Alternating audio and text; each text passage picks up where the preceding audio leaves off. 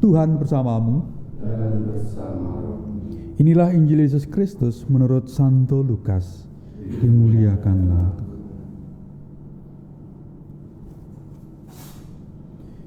Sekali peristiwa, tatkala duduk makan di rumah seorang Farisi, Yesus berkata, "Celakalah kalian, sebab kalian membangun makam bagi para nabi, padahal nenek moyangmu lah yang telah membunuh mereka. Dengan demikian kalian mengakui bahwa kalian membenarkan perbuatan nenek moyangmu, sebab mereka telah membunuh nabi-nabi itu dan kalian membangun makamnya. Sebab itu hikmat Allah berkata, Aku akan mengutus kepada mereka nabi-nabi dan rasul-rasul, tetapi separuh dari antara para nabi dan para rasul itu akan mereka bunuh dan mereka aniaya.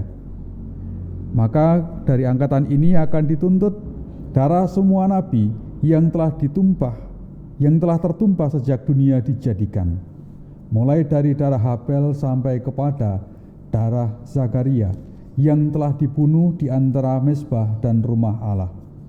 Bahkan aku berkata kepadamu, semua itu akan dituntut dari angkatan ini. Celakalah kalian, hai ahli-ahli Taurat, sebab kalian telah mengambil kunci pengetahuan, kalian sendiri tidak masuk ke dalamnya, tetapi orang yang berusaha masuk kalian halang-halangi." Dan setelah itu Yesus berangkat dari tempat itu. Para ahli Taurat dan orang Farisi terus-menerus mengintai dan membanjirinya dengan rupa-rupa soal. Dengan itu mereka berusaha memancingnya, supaya mereka dapat sesuatu yang diucapkannya. Demikianlah Injil Tuhan. Terpujilah Kristus.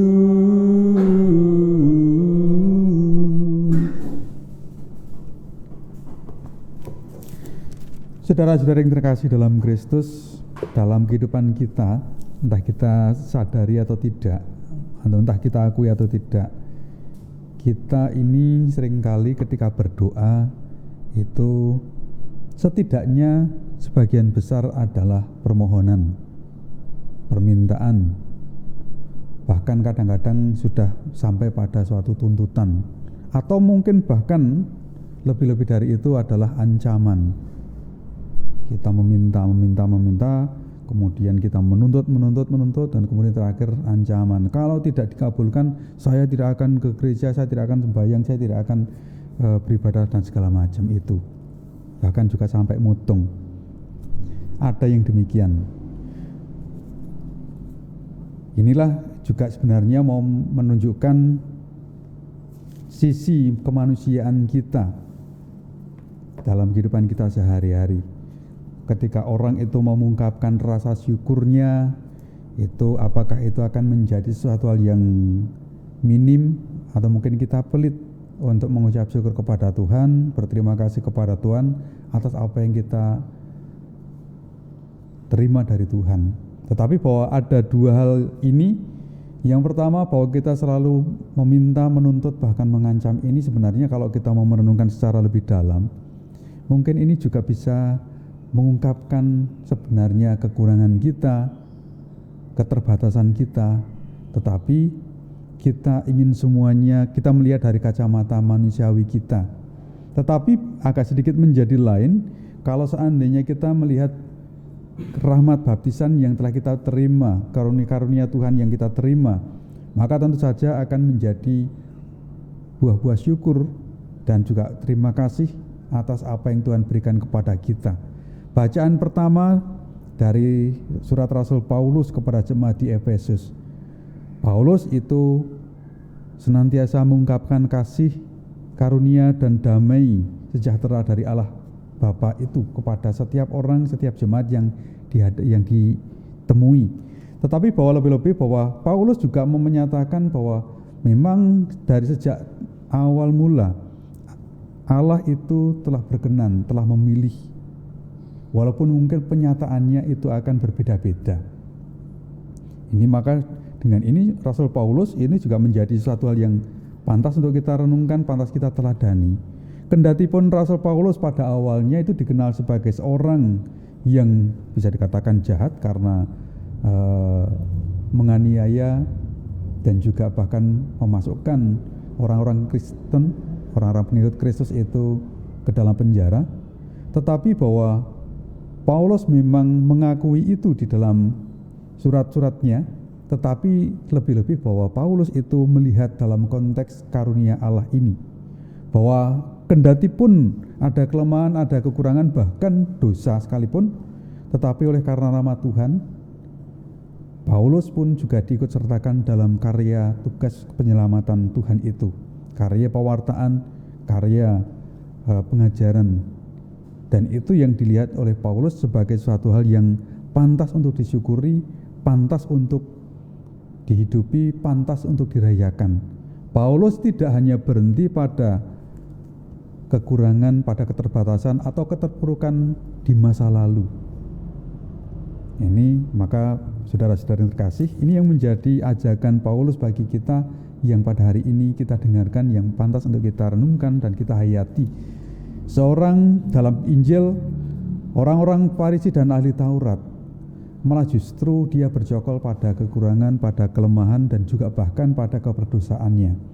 Maka Tuhan itu mengatakan, celakalah kalian. Ini menjadi suatu hal, bukan pertama-tama Tuhan itu mau mengutuk mereka, tetapi bahwa sebenarnya juga mau menyadarkan mereka dan juga mengingatkan mereka mengapa mereka hanya bercokol dan hanya tetap diam pada kelemahan, pada keberdosaan itu.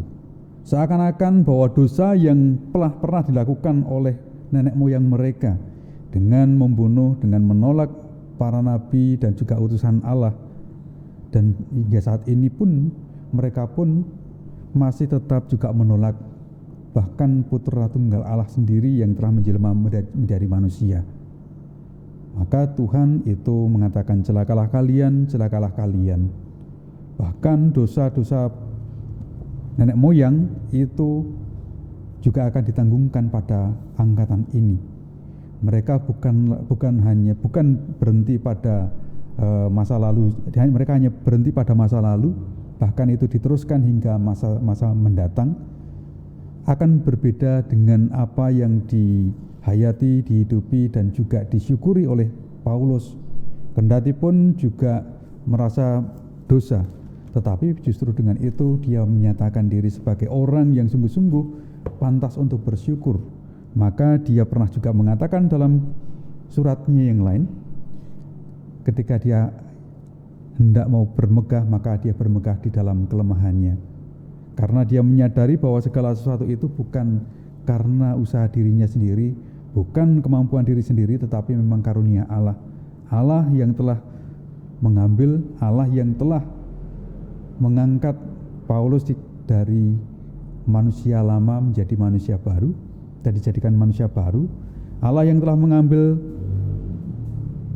Paulus dari keberdosaan, dari kelemahan menjadi manusia baru yang akan digunakan oleh Allah untuk juga diikut sertakan dalam tugas mewartakan kabar sukacita Allah. Maka saudara-saudara yang terkasih, mari kita hening sejenak. Kita merenungkan sabda Tuhan ini yang kita renungkan hari ini.